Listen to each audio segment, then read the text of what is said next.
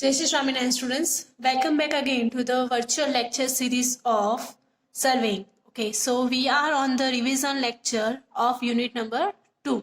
Okay, let's see the 2 marks questions of the GTO examination. બરાબર unit 2 ની અંદર GTO ની એક્ઝામમાં કયા કયા 2 માર્ક્સના ક્વેશ્ચન્સ પૂછાય છે આપણે જોઈએ. Okay, answer the following short questions.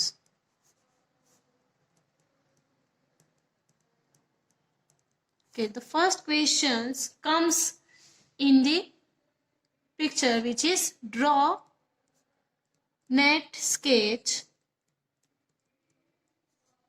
of steel arrow showing its length and diameter.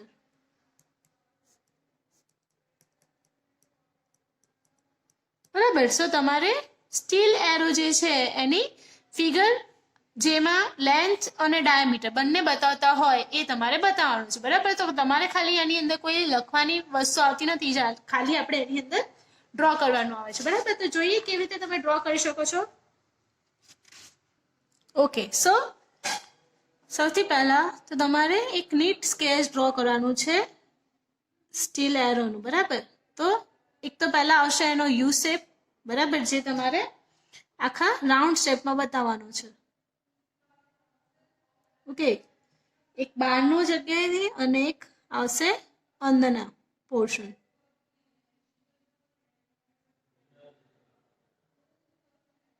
બરાબર, સો હવે એક પોર્શન આવશે અહીંયાથી સ્ટ્રેટ. બરાબર, આ રીતે તમારે એનું ડ્રોઈંગ બતાવવાનું છે.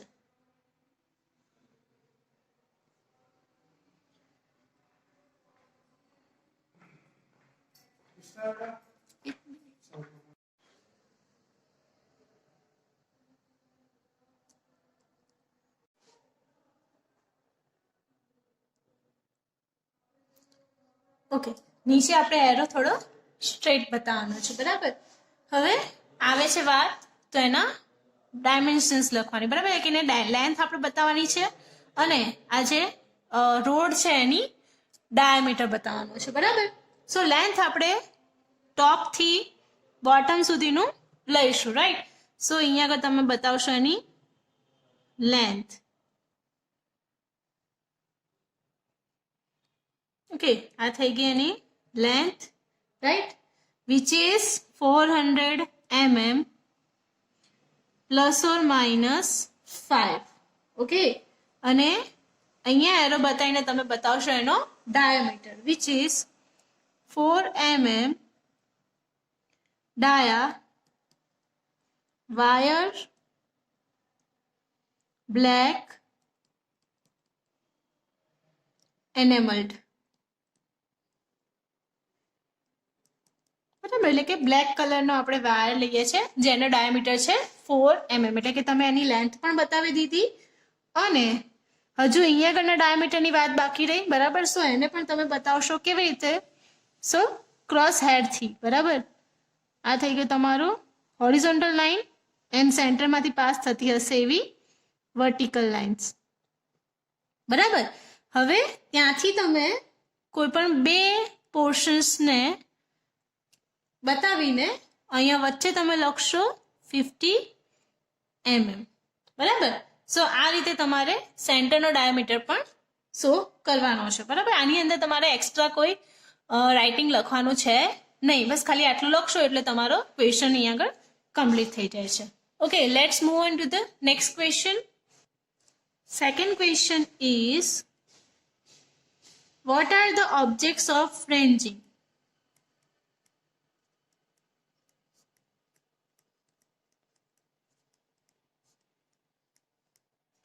ઓકે, સો રેન્જિંગના કયા કયા ઓબ્જેક્ટ્સ છે એ તમારે લખવાના રહેશે. Okay, so main object of the ranging is to establish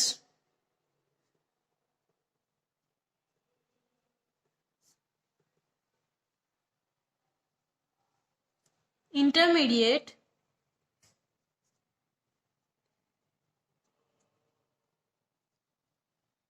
points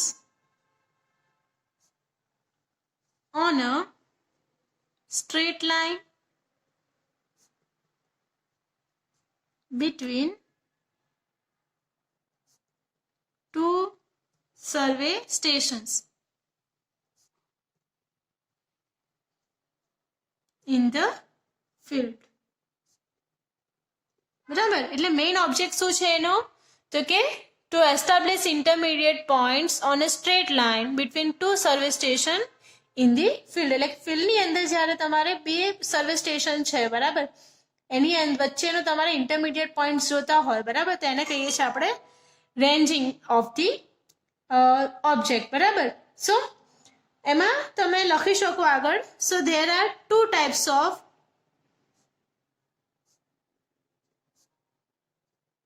ranging. બરાબર, શેમાં આવશે?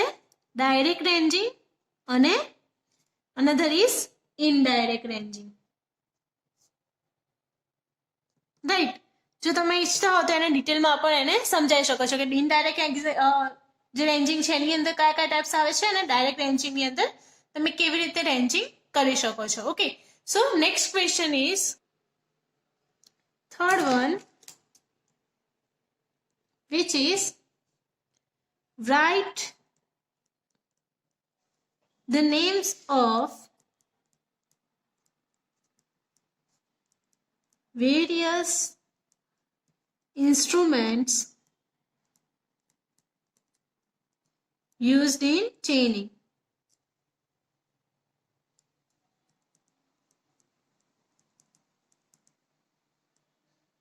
ઓકે, સો તમારે જેટલા પણ ડિફરન્ટ ટાઈપ્સ ઓફ ઇન્સ્ટ્રુમેન્ટ્સ આવે છે એને લખવાના છે. ઓકે, તો કયા કયા ઇન્સ્ટ્રુમેન્ટ્સ એમાં યુઝ થાય છે?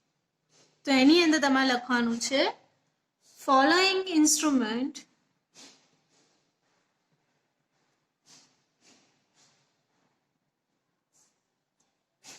are commonly used in chaining. બરાબર, તો કયા કયા ચેઇનિંગના ઇન્સ્ટ્રુમેન્ટ્સ આવે છે? The first one is chain, second one is tape, third one is arrows, fourth pegs. જેટલા પણ તમને નંબર ઓફ ઇન્સ્ટ્રુમેન્ટ્સ યાદ રહે તમારે બધા જ લખવાના છે, એટલે કે ranging roots.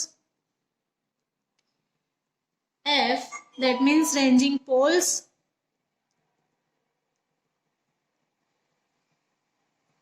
G, offset rods. H, plumb bob. I, whites to marking. બરાબર, જે white powder use થાય છે એ પણ એક ઓબ્જેક્ટ જ છે. બરાબર, અને જે which is laths. બરાબર, laths that means wooden sticks. બરાબર, જેને આપણે લથ્સ કહીએ છીએ. બરાબર, તો આ રીતના તમારે ઇન્સ્ટ્રુમેન્ટ્સના નામ પણ મેન્શન કરવાના છે. ઓકે, સો કયા કયા ઇન્સ્ટ્રુમેન્ટ્સના નામ આવ્યા? તો chains, ranging rods, tape, ranging poles, arrow, offset rods, pegs, plumb of weights અને laths. Okay, let's see the next question. Fourth question is define ranging.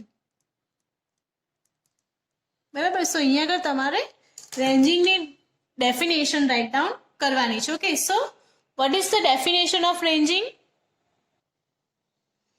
The process of establishing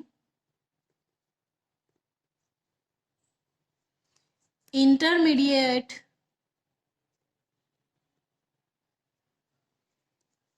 points on a straight line between two survey stations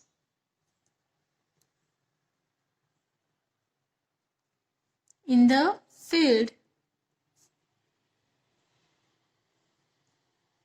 is known as ranging.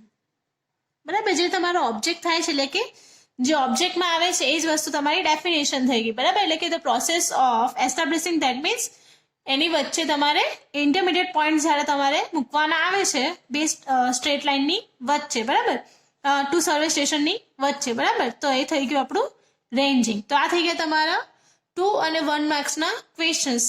Let's see following questions of 3 marks.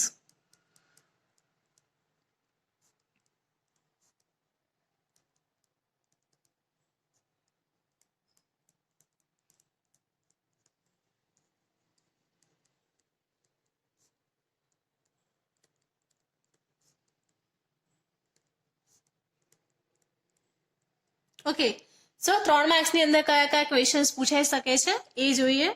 તો first one is distinguish between chain survey and compass survey. બરાબર, સો તમારે chain સર્વે અને compass સર્વેનો differentiation બતાવવાનું છે. Okay, તો always differentiation માટે બે પોર્શનમાં ડિવાઈડ કરવાનું. That means chain survey and compass survey. Okay, તો પહેલું ટર્મ શું આવે છે ડિફાઇન કરવાનું. That what is the definition of chain survey or the object of chain survey. બરાબર, તો ચેઇન સર્વેની જે ડેફિનેશન આવડતી હોય. ઓકે, સો મેઇન ડિફરન્સ સૌથી પહેલો આવશે એની definition. That means chain surveying the framework consist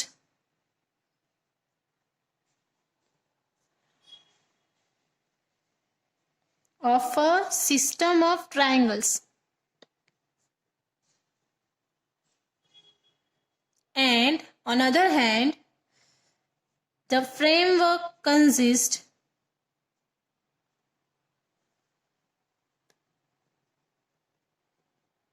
of connected lines forming an open or closed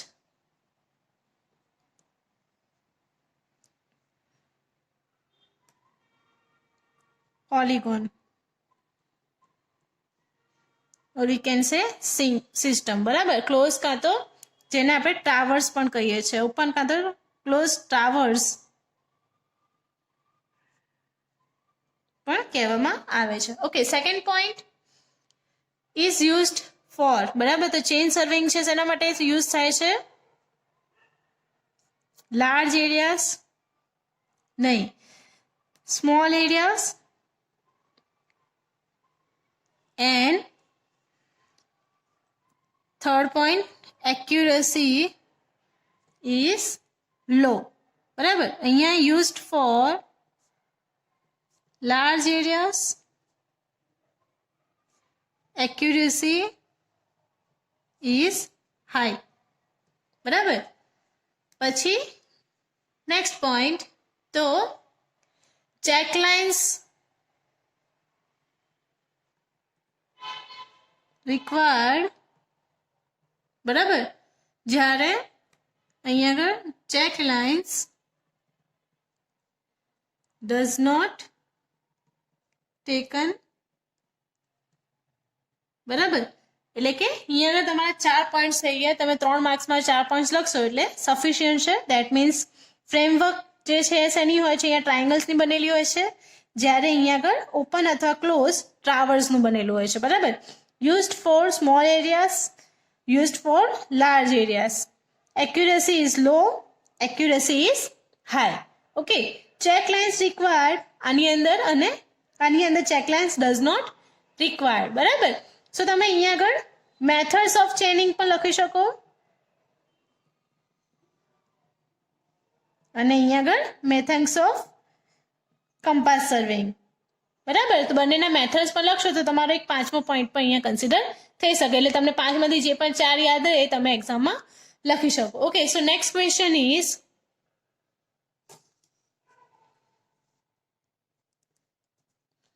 with net sketch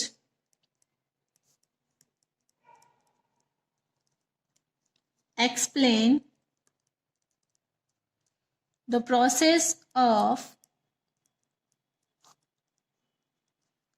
taking perpendicular offset.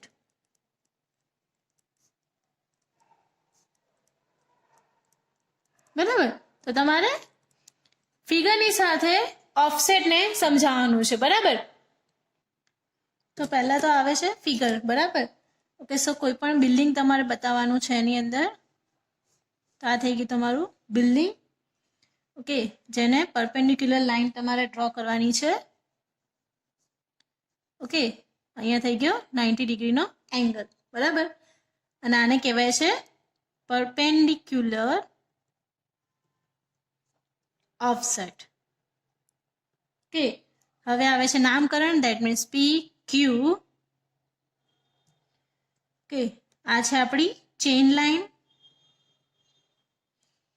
એ સિવાય અહીંયા આગળ નોટિફિકેશન આપવાનું. That means building. બરાબર, તો આ થઈ ગયું તમારું પરપેન્ડિક્યુલર ઓફસેટ. બરાબર, હવે તમારે શું બતાવવાનું છે? તો process of taking perpendicular offset. બરાબર, તો કઈ રીતે પ્રોસેસ થાય છે? તો પ્રોસેસ તમારે એક્સપ્લેન કરવાની છે. when the offset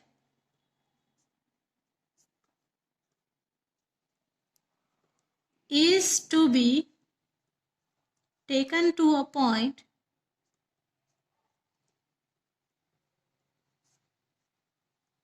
P, the leader holds 0 end of the tap at P and the follower swings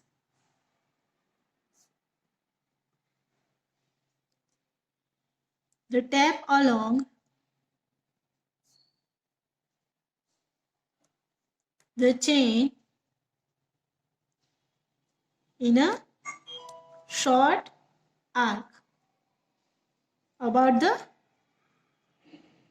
point P as center. બરાબર, એટલે કે અહીંયા આપણે શું કરીએ છીએ? તો P પોઈન્ટને સેન્ટર લઈને એક ઓફસેટ આપીએ છીએ Q પોઈન્ટ આગળ. બરાબર, તો એક જે છેડો હશે ચેઇનનો એ ક્યાં હશે? P પોઈન્ટ પર રાખેલો હશે અને Q આગળ બીજો એક પોઈન્ટ આપણે રાખેલો હશે. બરાબર, ટેપનો જે સેકન્ડ પોર્શન છે એ ત્યાં આગળ આપણે રાખેલો હશે. Q is the point of minimum reading. Q શું છે? Point of minimum reading.